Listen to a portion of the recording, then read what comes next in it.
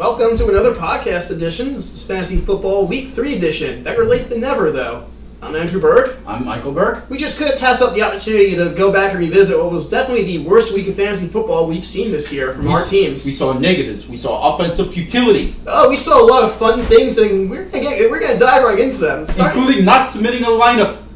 Yeah, some people just didn't even participate in the fun, but they will get acknowledged in this podcast. Starting with our first game, let's go down to the Blitz versus System of the Down. This was a record-making game.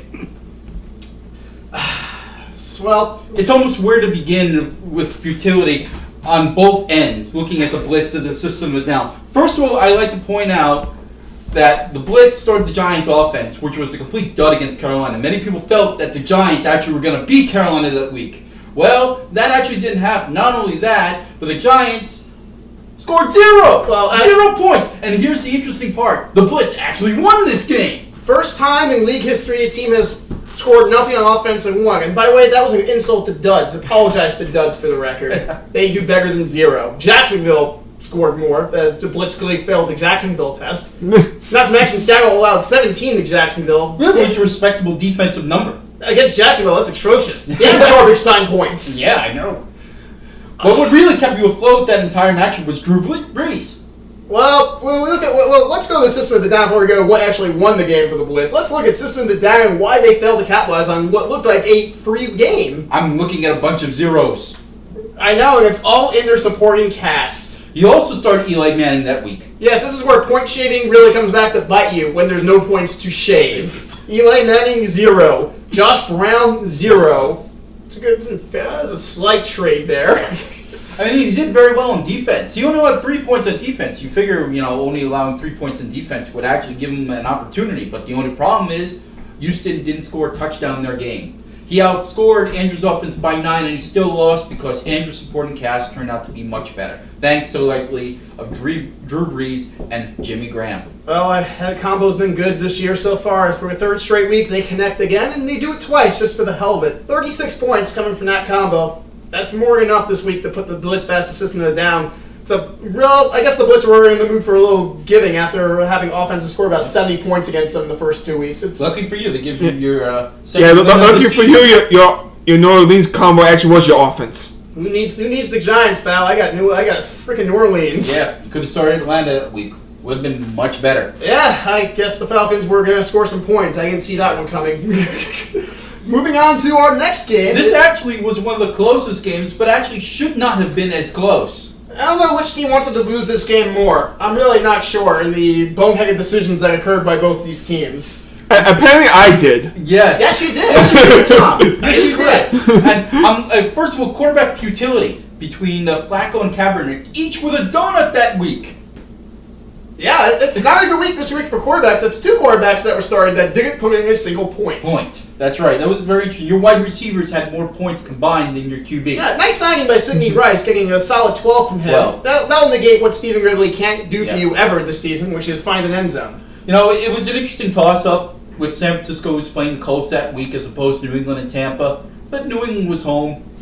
He could have easily taken the safer play. San Francisco was home too. So was San Francisco. He could have gone with the safer play. Unfortunately, it just didn't work out that way. So he started San Francisco's offense only, wound up with 7 points. And New England had, 23. Yeah, and also, I will the fact that they got shelled the week before by Seattle to come out and actually do better. Tom dusted off his keeper for the first time, finally releasing him into the wild. Then this is just not worked out between the San Fran and New England combo. His kicker.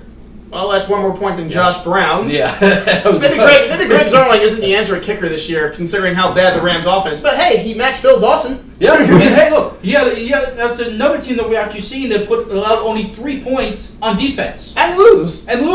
Maybe defense isn't all that meant to be if you can't freaking score.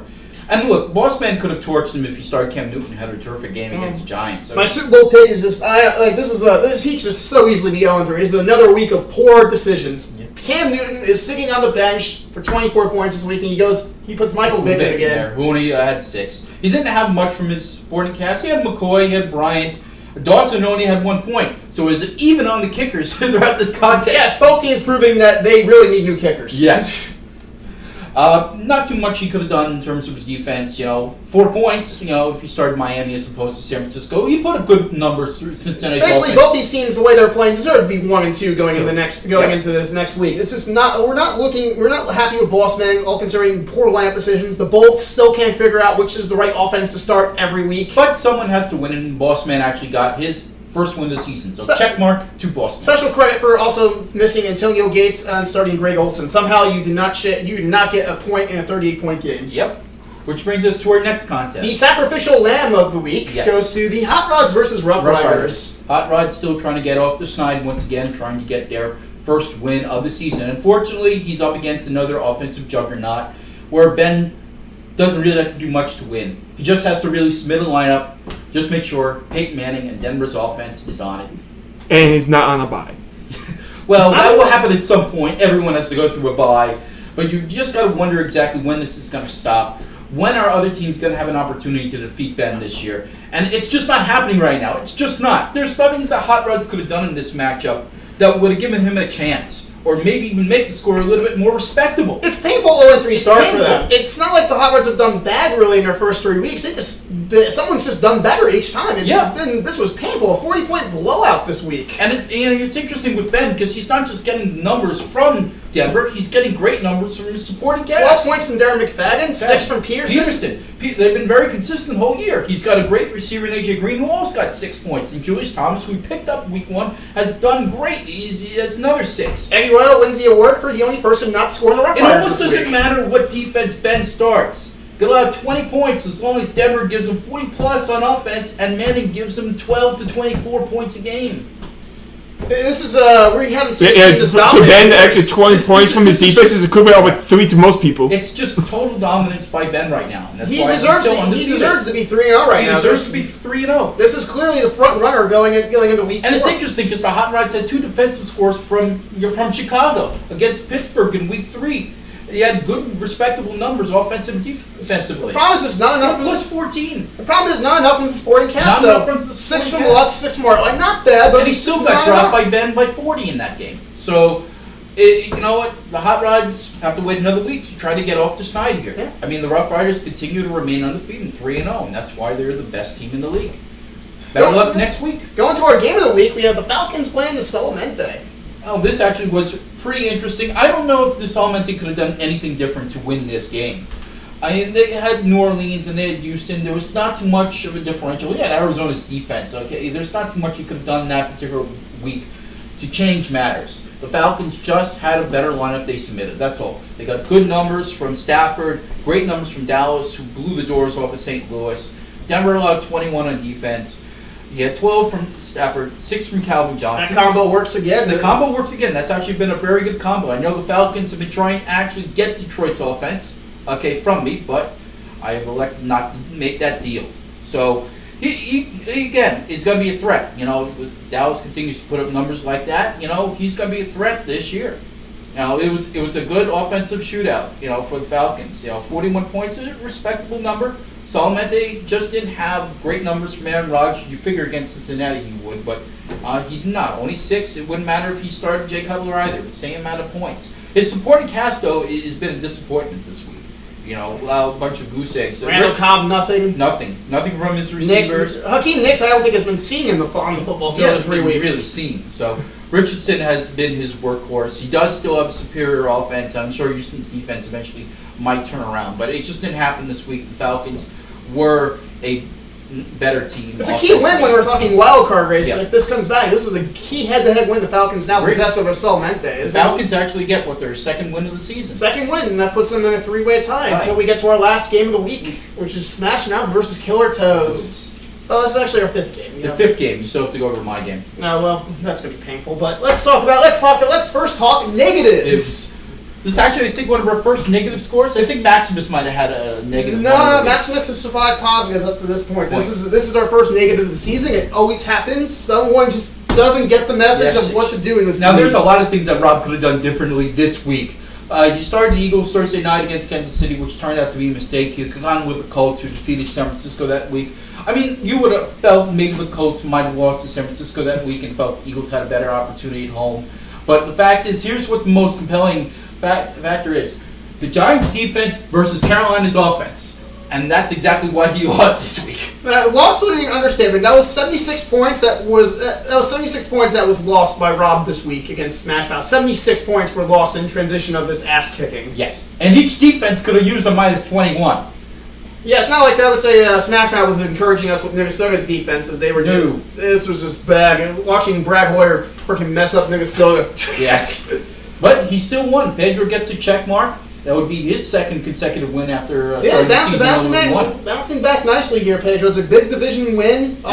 And gives Rob a loss. So his first loss of the season, but I'm pretty sure he'll bounce back. I'm pretty sure he's realizing at this point that the Giants are not all that's cracked up to be this year. On a fun side note, the LAFC now sits at 2-1. Yes, I know. Very competitive.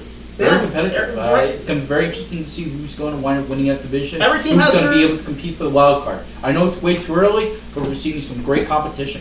No, this week wasn't about great competition for Rob. This is more about why do I bother waking up in the morning? I don't know. This is 0 from his running back, 0 from his wide receiver, 6 from his quarterback. He can't even make up the difference at the Giants' leg for him. That was an embarrassing performance and a great call by Pedro. Yeah, this is a Carolina. poor time not to show up to play a divisional opponent, and Yeah. hopefully this won't bite Rob too much. Nope. And now our last game finally is the Pigskins versus our rookie Maximus. I'm going to say yes to this for Maximus for not submitting a lineup. That's the only way I'm so he would mad. have been able to beat me. You know, I went on this podcast a couple weeks ago and I said, Maximus, you're getting your first win this week. I said it, and you didn't do anything to win it. You didn't submit a lineup, so therefore you had to submit the Last lineup you had the week's. following week, which included Buffalo and not Seattle against Jacksonville. Shame! Tony Romo. And he didn't start Tony Romo who had 18 points. You have EJ Manuel, which was against Shame. the Jets, who didn't put up great numbers. The offense only scored 20 as opposed to God, do you Seattle, know if he which was in the submitted- 40s. Do you know how bad of a loss this was? This could have been him tied in first place if he won this game at 1-2. He would have been in first place with the tiebreaker. Instead, 0-3. He's still looking to win. And you know what the first sad W. part is? I only won this game by 3 points! I Yeah. only won this game by 3 points. Now, my mistake is I should have started the Colts defense. Well, against San Francisco, that was a very tough call to make. I could have taken 21. I could have done certain things differently. Okay, so there could be shame on me in this one, but at least I did participate. So. Your running backs, wide receivers, and tight ends, well, they were started at least. Yeah, I know. They had the same amount of points as the Giants. Yeah, it's good. It's the Giants' offense is the running gag. But nevertheless, I get a divisional win. So they give credit to me for that. I get, Sole possession of first goes to Mike Yes. in the XFC right I now. will go to 2-1. And So the XFC continues to be the division. I just need to realign one of these years because now we have 2 teams sitting in last place. Second place that's their fault. should be in dead last right now in the AFC. This is just sad. Hey, I'm not running away from the division just yet. It's too early to decide anything. I don't know, 7 wins can win your division at the pace your division's going Yes, right but now. I'm not just going to tank. I want to win it. Good for you. Alright, so that takes us to our top 5 moronic displays of intelligence. There are a lot of worthy candidates. We put it this way, teams that allowed 30 points on defense got reprised. It was that bad. Yes. At number 5, trying and failing, brought to you by the Bolts. Boy, how they tried to get that win this week, but not starting Antonio Gates, starting an offense that scored 7. All these things were noble efforts that led to another loss against a team that was doing everything possible to lose. What's worse though than trying and failing? Not even trying. That would be Maximus. Not submitting a lineup. It'll get you every week. You cannot leave this league the chance. Must submit lineups, even if you're unconscious. Find someone on Twitter. Have someone being an imposter for you. I don't care. Get your lineup submitted. We won't give a crap. Number 3, Negative Town, starring the Killer Toads. Yeah, this is great futility. Every time you see a negative score come up, you just know it's just something special in terms You of had a how bad bad you week. were. Yeah. And bad weeks like this get rewarded on the moronic displays of intelligence. Now, normally, finishing in negatives would get you probably in the top spot, but this is a special week of futility. At number 2, the Blitz. The Giants' offense, yep. You started offense with 0. That takes real skill to find the only offense in football And you can't still score. win. Well, because of that, I'm only at number 2. But our winner this week at the moronic displays of intelligence goes to System of the Down. I don't think it's never happened before. We've been doing this league for 15 years. I didn't know it was possible. You never know in this league, I swear to God, and here we go. You lost to a team that had 0 on offense. How did you let this happen? How did you let this happen and avoid in order to avoid the shame that has aroused on your team? You're now a famous trivia question that no one will ever ask, but we'll remember in time. That is Congratulations this week, System. You are this week's Morocco's Blade of Intelligence. Keep on trucking. Alright, we turn to our Week 4 matchups. We'll start with we got here. We got Smash Mouth versus Hot Rods. Hot Rods need to get a win. Yeah, This they're is- looking for a win. Their first win. There's still 2 teams that are winless this year. Both are actually in my division. So 0-3. Hopefully, they will not go 0-4. Smash Mouth 2. This is a good chance to really start on a roll here. Though they can get the 3-1. This Yes. is a good chance to run it. Let's see other games. We have Pigskins versus System of the Down. Well, can System of the Down recompensate? Both teams didn't exactly show up well in Week 3. Nope, but I still got to win. Yeah, one got the W, one got the loss. That's all that matters. Next up, we got we got Maximus versus Bossman. Thanks to our scheduling typo. Yeah. We have Maximus playing Bossman, and well, this hasn't exactly been 2 teams that have exactly set our hearts on fire this year. The key is whether or not you think the boss man at this stage is actually going to get back to 500, which will put him within the mix. Maximus, I'm rooting for you. Get win number 1 already. We're gonna start having a clock if you And keep remember, losing like this. submit your lineup. Yes, please do. Next up, we have our game of the week: Killer Toads versus Falcons. Big divisional game here. And high expectations for both teams this year. They are, but I wasn't as high on the Killer Toads at the start of the season. Maybe I'm wrong, but they scoring negatives. I couldn't be that fucked up there. And next, we have a good wild card battle here: Blitz versus Solamente. This will be Two good. 2-1 teams going at it here.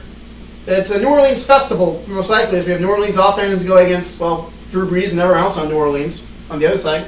And our garbage game of the week. The Rough Riders versus the Bolts. Tom, good luck. A lot of smack talk has been given over the course of these 4 weeks. Now we find to see which team can actually talk the most shit Yes, and there back was it a lot on of the field. there's a lot of trash talk between you and Ben during the draft. So now you get to duke it out against each And other. unfortunately for you, Tom, step up. Ben's the best team in this league, so I really hope you got your fucking shit together. Payman gets injured. Keep dreaming. Keep dreaming. So, we look forward to seeing you guys for Week 4. I'm Andrew Berg. I'm Michael Berg. See you next week. Okay. Let's play that out. That was fun.